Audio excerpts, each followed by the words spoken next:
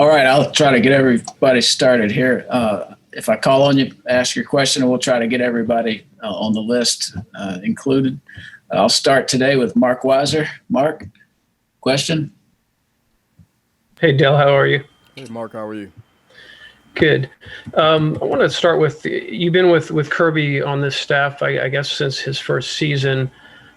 This obviously has been a different type of off season. Have you learned anything about him that you didn't know, since you all have been dealing with obviously many other issues besides football? I wouldn't say learn anything new. I would say that we all had to deal with a lot of mental gymnastics with COVID and just the structure in your normal everyday life of going through a spring ball season, assessing your players, concluding spring, then you go into summer workouts, and then to fall camp. So the biggest thing is just having to adjust our normal practice routine and all those facets. Okay, thank you. All right, next we'll have Chip Towers. Chip, question? Hi, Dell. How are you doing? Hey, Chip, how are you? Thanks. The beard's looking good there. I don't know about that. It's something I grew over the quarantine and cut it off, and then I grew it right back. So we'll see if I keep it. Almost James Harden. Just about the running backs this year.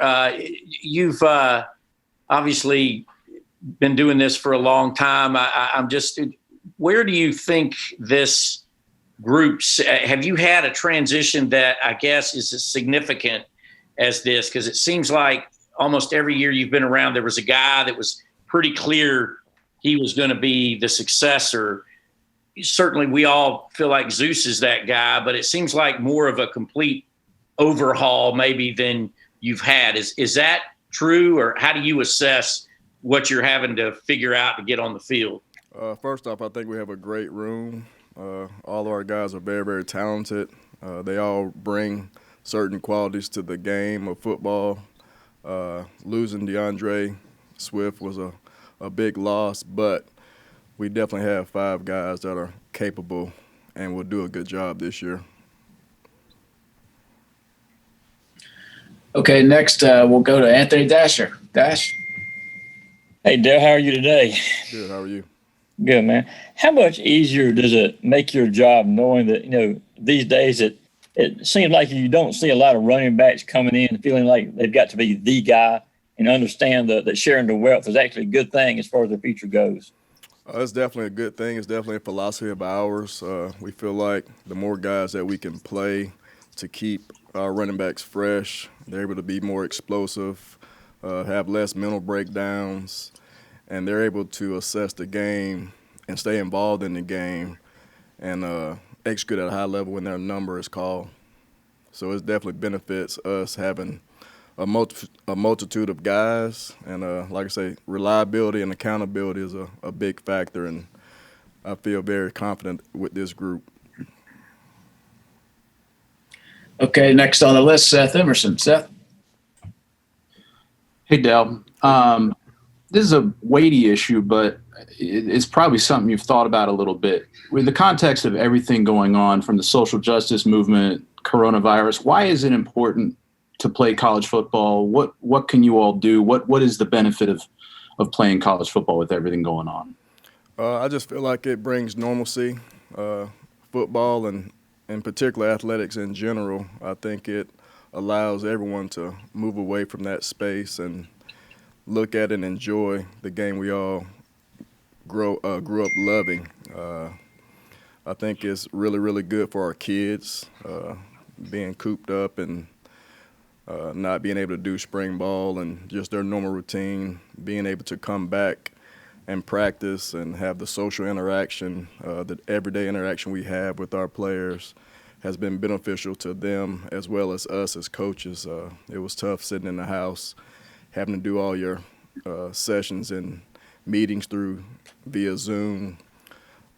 So I think it's welcome. I think we've done a great job as a staff, medical staff, in ensuring that all our players are safe and everyone feels comfortable moving forward. Okay, next on the list, Mike Griffith. Mike, question? Yeah, Dell. So I'm wondering, how do you go from being a DB at Auburn to a running back guru at Georgia? Uh, First, it was a blessing for me. Actually started when I was at Auburn under Gus, allowing me to enter the college realm and off the field role. So I definitely learned a lot that season. We lost the Florida State National Championship, and moving forward from there to Georgia Southern. But being a high school coach, you have to coach almost every position and have knowledge in every position. So I feel comfortable on both sides of the ball, and I think with my defensive background, it actually helps coach the running backs and help them understand what a defense is really trying to do, and really in particular in blitz pickups and assessing different looks on where running holes and running lanes are possible. How much, and for the follow-up on that, how important is it to have that 11-0 season on your resume when you talk with kids? Do you think it's important that they know that you played at the SEC level and accomplished what you did as a player? I think it helps. I don't bring it up very often. A lot of the guys that are being recruited, they don't really go past the today or the near future, so they don't really look back at those things. But I do offer those experiences to the parents, and they definitely understand that. And I think it's beneficial because a lot of the kids that come into this conference, if you've been in this conference, you kind of know what you're getting ready to go through as a player on and off the field, and just giving those parents the satisfaction and the, I would say, putting their mind at ease that they're in good hands. Okay, next we'll go to Jake Rowe. Jake, question? Yeah, Coach. You talked about having a great room, and obviously, you guys recruit so well at Georgia as far as running backs go. But who's ready to take that torch right now, in your estimation? I mean, do you have anybody right now that you feel like is having a strong camp and is ready to kind of step in and take that feature back role or take a big piece of the pie? I feel like all of our guys are putting forth great effort in the classroom as well as on the field. We definitely have two older guys in Zamir and James Cook, who's provided a lot of leadership to the room, and they bring a lot of experience. And they're definitely two guys that complement one another. And from a standpoint of understanding the offense and learning the offense the fastest, they've kind of propelled themselves in that regard. We're still in the process of developing and seeing where all the guys are going to fit, so nothing has been decided yet. But I really like our room. Like I say, dealing with COVID, everyone has to be ready to play because we never know what's going to happen. And that's my process, is making sure that all our guys are ready to run the football, protect the quarterback when their number is called. Okay, next we'll go to Greg Poole. Greg, question? Good afternoon, Coach. Hey, how are you? I wanted to ask you about readiness concerns. What kinds of concerns have you had going through the pandemic with your kids, and how is that working itself out as you ready for the season, having missed spring practice and so forth? Like I said earlier, the biggest thing is just adjusting. We didn't have a spring, but we did have a lot of walkthroughs. We had a lot of Zoom sessions, so it was a lot of mental preparation. We did lose a lot of the physical part of it, and we're making do now. I think we're up to speed from that standpoint, and just moving forward, you never know what's going to happen with COVID amongst your team, so it's always going to be a next man up mentality for us. And it's my job as a coach to make sure everyone in my room is prepared to play at a winning level. Okay, next we'll go to David Pascal. David? Hey, Dell, when you go back to your playing days at Auburn, compared to now, how much more is the pass catching element of running backs being stressed? And do you find yourself working more in practice on pass catching with your running backs than maybe you did when you even first got to Georgia? Yeah, we've been doing it ever since I've been here, but it is definitely a benefit because in the next level, which all our guys aspire to be, you have to develop that part of your game if you want to be an every down running back, and it just adds value, and it adds various things to our offense as well. So the more you can do, whether it's catching the ball, running great routes, protecting the quarterback, creating yards in the running game, the better off you're going to be with us and in the future. And how do you feel about your 5 right now? Do you feel that all 5 are pretty capable of that? I do feel like all 5 are capable. Some are better than others, and that's the development part, and that goes on me, and I have to take that and develop the guys that has a shortcoming in that area. Thank you. Okay, next we'll go to Zach Klein. Zach, question? Hey, Coach, another year, another new offensive coordinator. Without giving away state secrets, how are things maybe changing philosophy-wise under Todd and progressing throughout the year? First off, Coach Monken's a great offensive mind. He brings a lot of knowledge, experience. He's done it on the NFL level, college level, at a successful rate. So we're in great hands as far as that's concerned.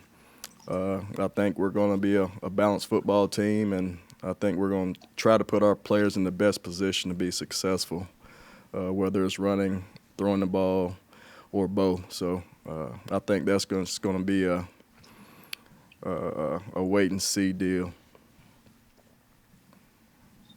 Okay, next we'll go to Dean Legge. Dean, question? Hey, Dell, I wanted to ask you kind of a back in the day question. When you were with Isaiah, running up to his recruiting, signing the day, can you remember how, I don't want to say wild that was, but sort of complex that was? And what are your memories about that time at Carver?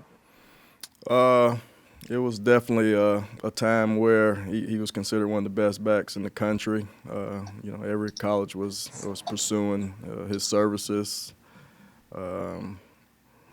He was definitely a special talent. Unfortunately, things didn't work out here, but I think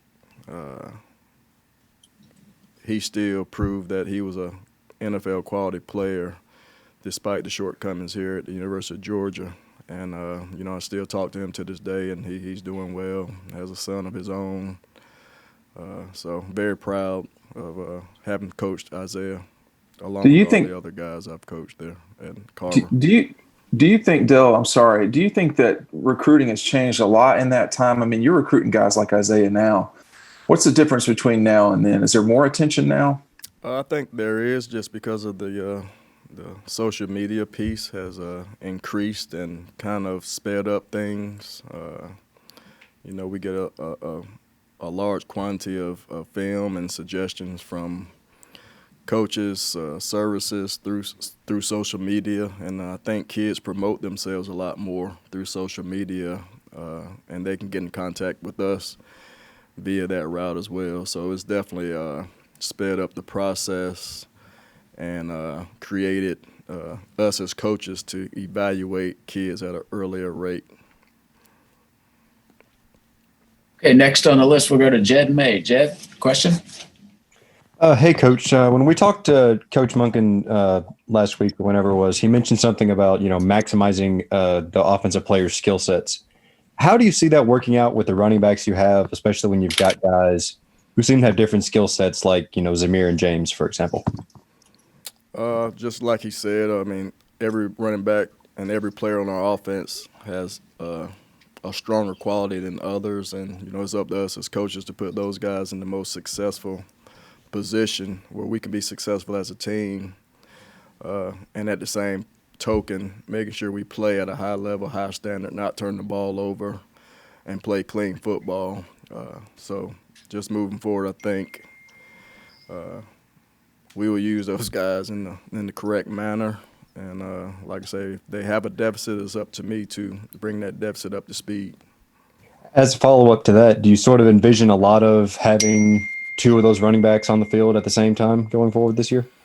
I mean, anything's possible. That falls on Coach Monken's shoulders, and I'm sure whatever plan we come up from week to week, it'll be a great plan. Okay, next we'll go to Jillian McIntyre. Question? Yes. Hey, Coach. Hey. So as opposed to previous off seasons, how have you seen the running back group starting this season healthy set a different tone so far? And how do you think this will make an overall difference moving forward? I mean, for one, we are recognized as RBU. I think with that being said, it's a very, very high standard in our room, which was established long before myself being here. So our kids kind of take that personally, and they show it every single day in the way they prepare and practice. So, and we always try to, as coaches, try to make practice a lot harder than games. And if you can make it through our practice day in and day out, I mean, you're going to be really prepared for a game. Okay, next we'll go to Connor Riley. Connor? Hey, Dell, have you noticed anything different with Zamir and James this offseason now that they are sort of the established veterans in the room and have a bigger opportunity this year now that DeAndre Swift is in the NFL? Just more so from a vocal standpoint. They're taking more of a leadership role with our younger guys. They're kind of mimicking what they got when they were freshmen, when Swift and Elijah Holyfield were the older guys in the room. So they're kind of taking the young guys under their wing, showing them how to take care of their bodies, how to prepare and be the best you can be the next day. As far as film studies concerned, just all the little tidbits and how to be successful on an everyday basis. And I think they also provide help to our young guys in going to class and not being a list guy and just being an overall really, really good student athlete. Okay, we still have a few more minutes, and we will open it up for questions at this point. Dell, this is Chip. I know your time was very successful there at Carver. You've been to Auburn, you've been to Georgia for a long time, and promoted several times and proved you could recruit and do all those kind of things. Do you have aspirations to be a head coach at some point? And have you had any opportunities since you've been here that you've passed over? I definitely have aspirations to be a head coach, and but right now my whole focus is on doing the best job I can here at the University of Georgia this season, and kind of let things fall as they may when those times and opportunities present themselves. But I'm totally happy being the running back coach at Georgia. I feel like I have the best running back job in the country, and like I say, we got a high standard, and our guys are going to live up to that standard. Dell, this is Mike Griffith. I wanted to ask you, just doing the interview today, in the past, Kirby's kind of limited it to the coordinators at the beginning of the season only. And I'm sure I speak for everyone when I say how much we appreciate hearing from you. But how much of this also do you think is being able to put yourself out in front of potential recruits now that recruiting is pretty much limited to the Zoom and the in-person recruits have kind of, I would say, maybe hampered some schools? I definitely think the in-person recruiting has been hampered. It's definitely tough to recruit via Zoom and not being able to interact with the parents and the kids on a in-person level. So they do get a chance to see me as a coach through a different lens. But at the end of the day, it's all about relationships, and we have to adjust, and every college in America has had to adjust to COVID and recruiting under these circumstances without the student athlete and their parents being on campus and being able to interact in person. Dell, this is Anthony Dale. I was wondering if you just speak to the work that Zamir has put in over the last year to come back from the 2 ACL surgeries, and just what kind of inspirations he's been not only to you but the rest of the players. I mean, first off, Zamir's a great kid. Had some tough upbringings throughout his life, and he's been an overcomer, and that's the expectation. He's never down. He's always very upbeat, and like I say, his hard work has been recognized by his peers as along with the coaching staff. So just much love for Zamir and the way he's embraced 2 knee injuries. That's a very tough feat to overcome, but he's a spiritual person and has all the faith in the world in our training staff, and he has faith in himself as well. So expecting a lot of big things out of him this year. Dell, when it comes to these, with the assistant coach stuff, I mean, obviously Todd Monken is the guy everybody wants to talk about, new offensive coordinator. But you got Matt Luke there as well, and you've actually had a chance to prepare for a game with Matt Luke. What kind of new ideas has he brought as far as expertise as offensive line, and even being a coordinator and a head coach, and kind of what newness has he brought to the table since coming? Coach Luke's a great man. He brings a lot of energy. I think his players and along with our other teammates respect him. I think all of the coaches have brought great ideas in all facets of our offense, and I think that Coach Monken has done a great job of implementing those ideas, and I think we're going to have a great plan every Saturday when we hit the field of being successful. Cal, I wanted to ask you. Of course.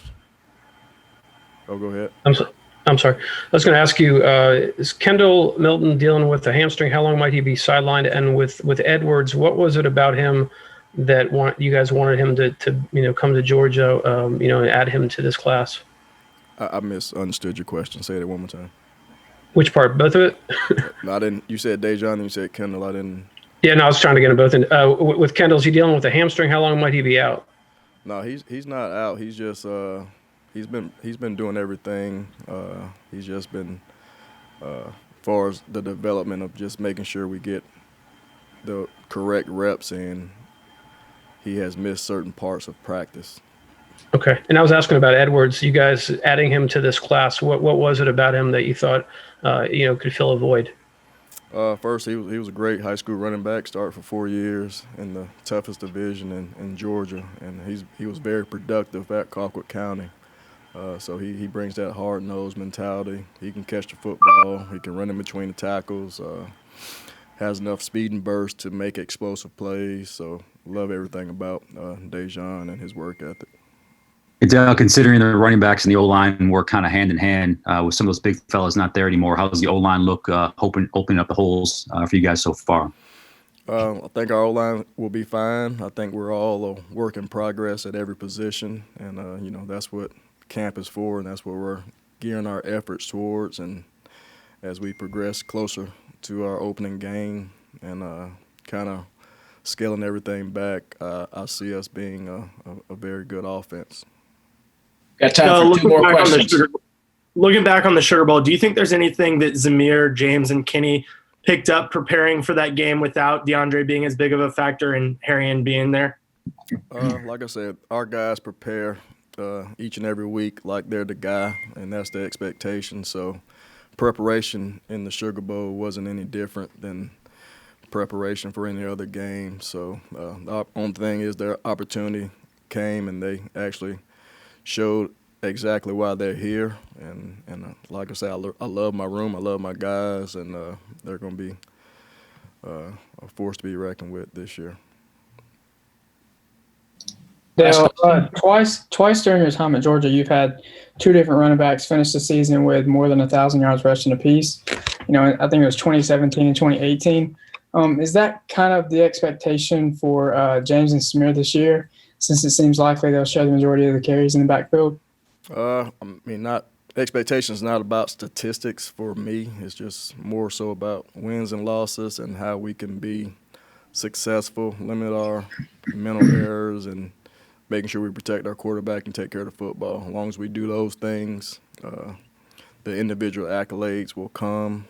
And if that happens, it happens, but that's not the big picture of things. It's more so taking care of the football, protecting our quarterback, and playing with great effort. Thank you. All right, Coach. Thanks for your time today, and thanks to everyone else for joining in. Thank you all.